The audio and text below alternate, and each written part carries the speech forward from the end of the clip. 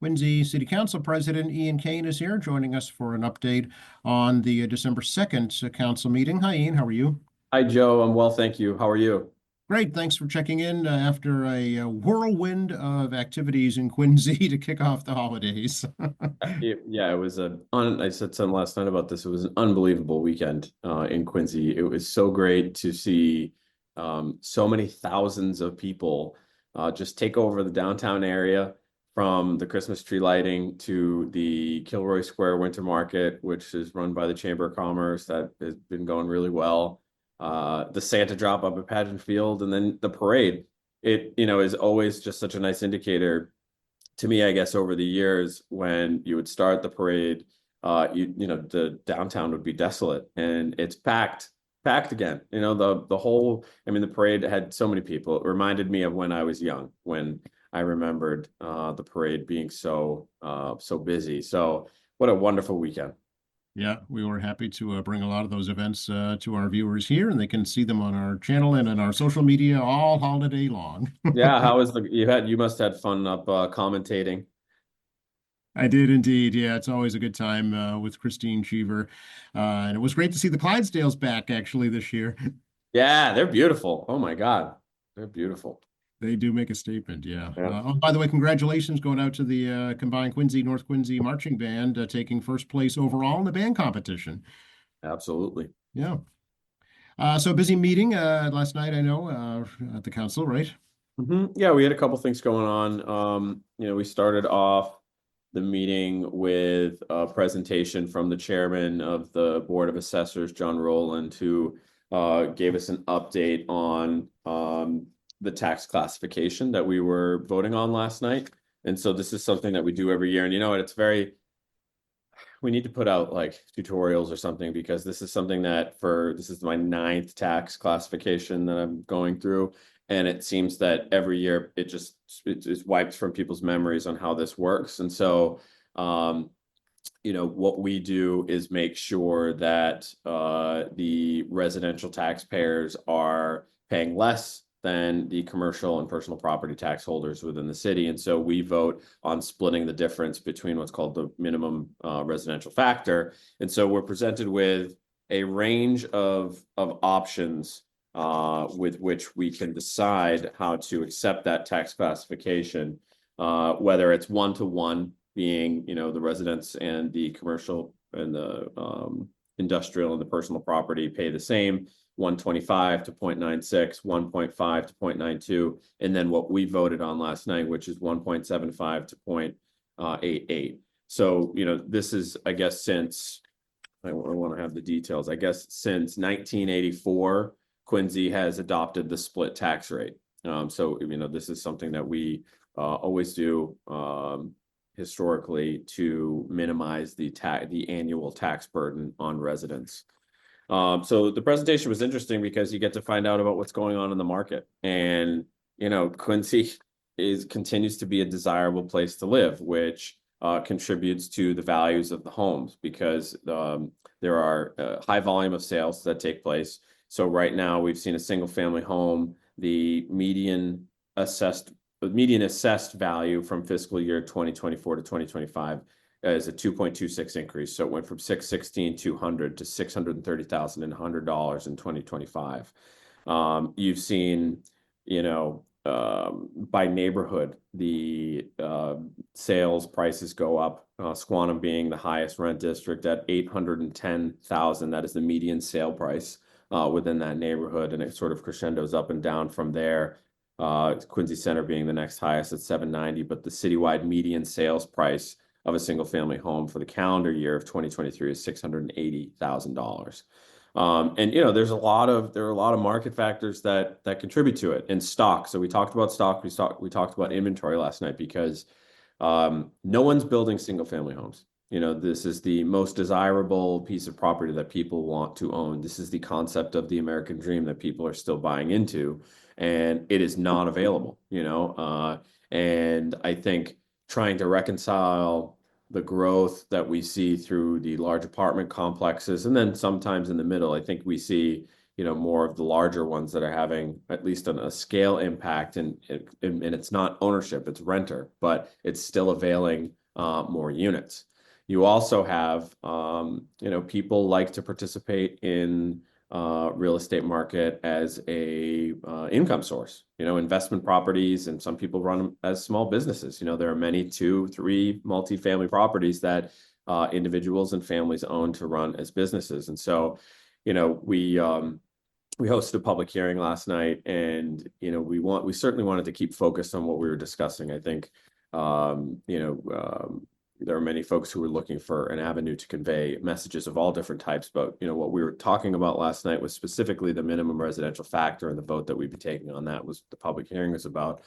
But what I think people are trying to grasp with are the dynamics of the general economy, right? You've had high sales volume, which drives the prices up. You've had inflation, printing money year over year, which has caused, inflation. And then you have limited inventory. So you have high demand that's not being met by, there's supply constraints there.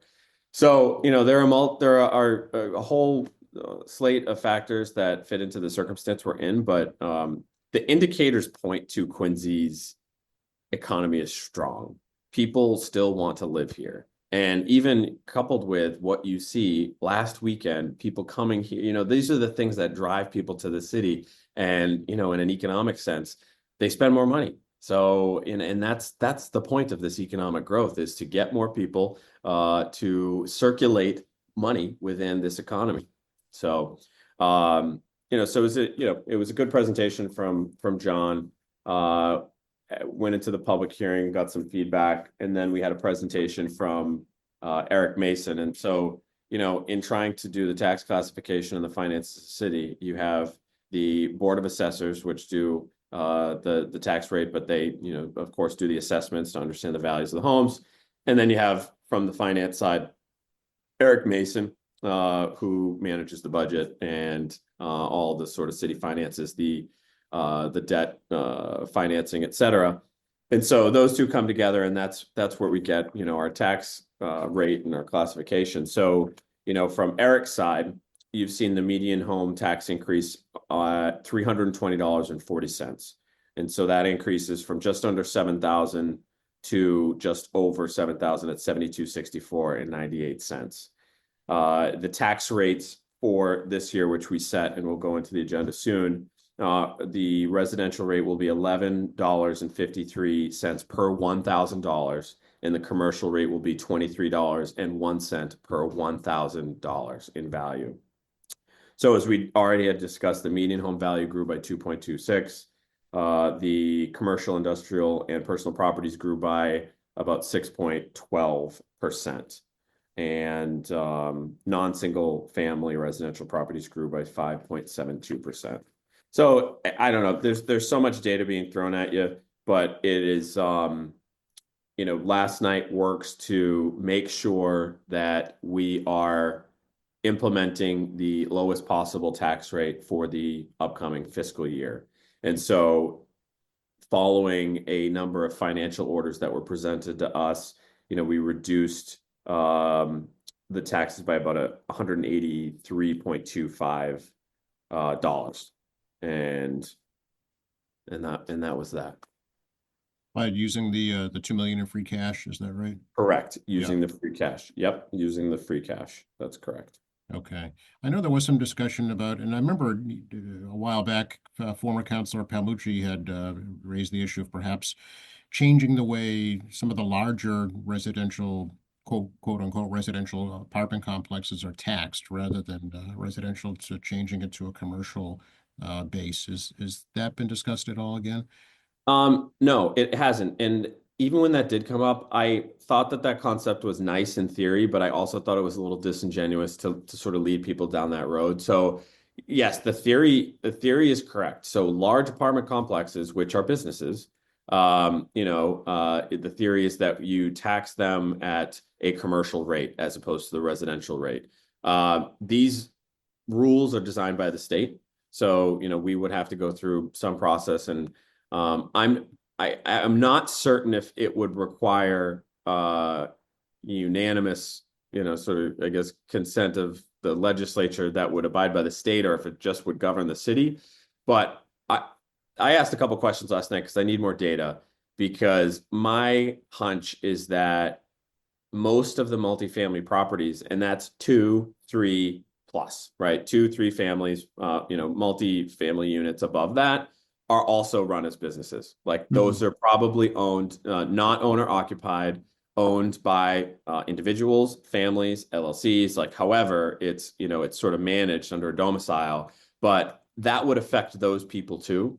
And, I'm going to venture to bet that there are more of those people than there are of the large apartment complexes. It would end up having, some sort of backfire effect with people who actively manage real estate portfolios for supplemental and investment income. So I asked John Rowland from the Board of Assessors for some data around that, because that's my hunch. And that's again, that's my hunch on that one. So I would like to see more data. But I think otherwise there are 20 plus exemptions that are on the books right now that are in the Knowing Your Taxes pamphlet that we distributed last night. It's available on the city's website today. I'll put it out through my newsletter that outlines the characteristics of those individual exemptions for people. Okay, there's a way, to do abatements if necessary. And there's a work program I know for seniors to work off some of their taxes. So the things that people should look into at least. Yes. Very good. So was that a unanimous vote, Ian? Yeah, so we can go down. That was a unanimous vote. So we started with with an appropriation to community preservation.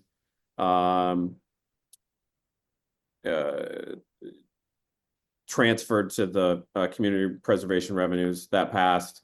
There was an appropriation for 4.2 million that was for retirements and pensions in order to reduce that line item. There's a $2 million appropriation that we just discussed to reduce from free cash to reduce the tax rate that passed. There's an appropriation for about $1.7 million to various accounts to cover prior year encumbrances in various accounts. Then we adopted the residential factor. So that passed unanimously for fiscal year 2025. The next measure, we adopted the percentages of local tax by class for real and personal property for fiscal year 25. There were 2 acquisitions made. The city acquired a parcel. I think it was a former firehouse site on C Street at 1072 C Street. That was acquired. And in Ward 3, we acquired the now closing Wollaston Congregational Church. So, 150-year-old church that has been up on the hill, main fixture, also a community space that Wollaston Garden Club, Troop 42, Alcoholics Anonymous, Melodrama Productions. There was a daycare facility up there. The neighborhood was very much interested in saving this property. And so we did.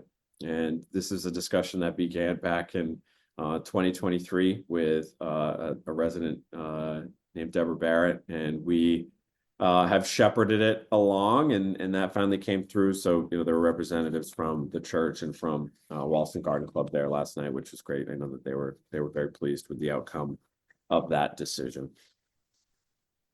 Yeah, I spoke with the mayor about that this morning, actually, and important to point out, it's no longer be a church.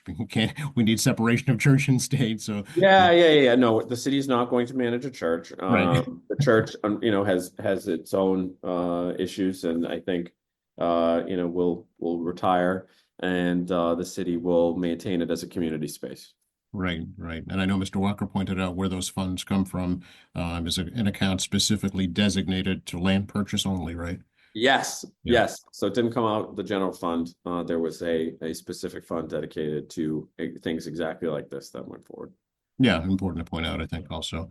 So with the tax discussion, Ian, I mean, do you feel that that folks are getting value for their dollar? Do you think it's an appropriate process the way the tax classification is done? I'm glad you asked that question because I wrote last night when people were talking, I said it's subjective how people feel about this. No, no, you're not going to get everybody in agreement on this ever, ever. And it's a very difficult thing to even try. And that's with all issues. Um, I think it just depends on where you are in life or what city services you enjoy. So, you didn't see many people with young families in that room last night.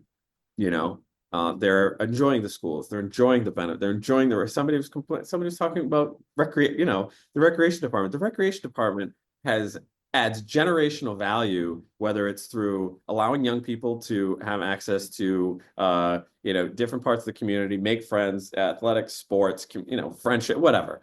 And then also you have other young people older than them who it's some of their first jobs. It trains them in responsibility, right? And in trying to, be good community citizens to their fellow young people and to work collaboratively. So, there are so many different wonderful aspects of what this city provides that I think, unfortunately, we're not an a la carte. There's no a la carte method to consuming city services. But that's why I say it's subjective. It just depends on how you look at things, and you can look at things different ways. You can look at things and say, um, you can look at things negatively, and then you'd hate everything, or you could look at things positively and make the best of it also. But again, there are all these extraneous circumstances that play into this tax rate that I think muddy the waters in some certain circumstances, especially around the economy, and especially around what we talked about at the beginning with the stock and the inventory of homes. And I think that if you were to, take a look at people's home values where they've lived for 20 to 60 whatever years, their home values are wild. You know what I mean?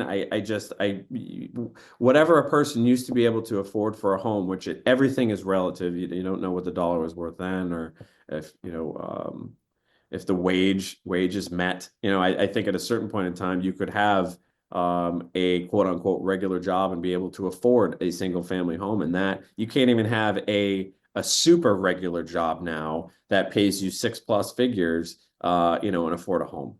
So we're in an interesting period, but I stand by the city. I wouldn't if there were things that didn't truly make sense or add up. But what I see is that a city, despite what is going on in places like Boston and other cities where their budgets are busting or they're doing Prop 2.5 overrides, I see a city that has maintained and grown, and people continue to find interest and enthusiasm in Quincy, and that's a great thing. Interesting you brought up Austin, because I know the issue of the residential tax exemption came up again last night, and we're seeing now in Boston, they're struggling with that. They are, yeah, and I think that comparatively the business base in Boston is much broader than it is in Quincy, and I think that the city of Boston was riding high for many years because of the influx of pharma and different types of businesses. COVID changed everything. People aren't working out of offices anymore. The work environment is not the same. And so, it's unfortunate what they're going through. And I think that the discussion in the city that I at least read through the newspapers has largely been around, not managing finances appropriately or expenditures appropriately. But again, that's their business. I just know that whatever we're doing here, we're doing it. We're doing a good job. Yeah. Would you support some kind of a residential exemption in Quincy at some point? Yeah, I don't have a problem with a residential exemption. It's just how do you get there? Because you'd have to structurally cut out parts of the budget. So, in the biggest three portions of the budget, teacher, fire, and police, you're going to be very hard pressed to start slashing parts of that. Right. Yeah, that's been the roadblock that has been discussed along with that Well, discussion. roadblock, but that's also value. So it Right. just depends on how you look at it, you know? So Um, people, I think on the most part, people want public safety and in good schools. we should not forget to mention Uncle Sam was at the council meeting Yes, last night. thank you for reminding me. Yes, Counselor Richard Ash honored Uncle Sam Roundsville last night, who celebrated recently his 85th birthday. It was very nice. I mean, Uncle Sam, I said this last night. I said, I don't remember Uncle Sam not being around. You know, he is truly a fixture in Quincy, whether it's at the parades or at community events. And he and his wife are just great community leaders. They put their heart, soul, and pocket, where their mouth is, and they really work to make this place good. And it's the character, it's the things that make Quincy great, like people like them. You know, that's what makes Quincy so unique and special. And so, I always just hope that there are people that are following in their footsteps, that will continue to take the reins of leadership and community that we have enjoyed for generations here. But it was really nice to see them and have them in. Richard gave a nice tribute to Uncle Sam. Very good. One more meeting this year, right?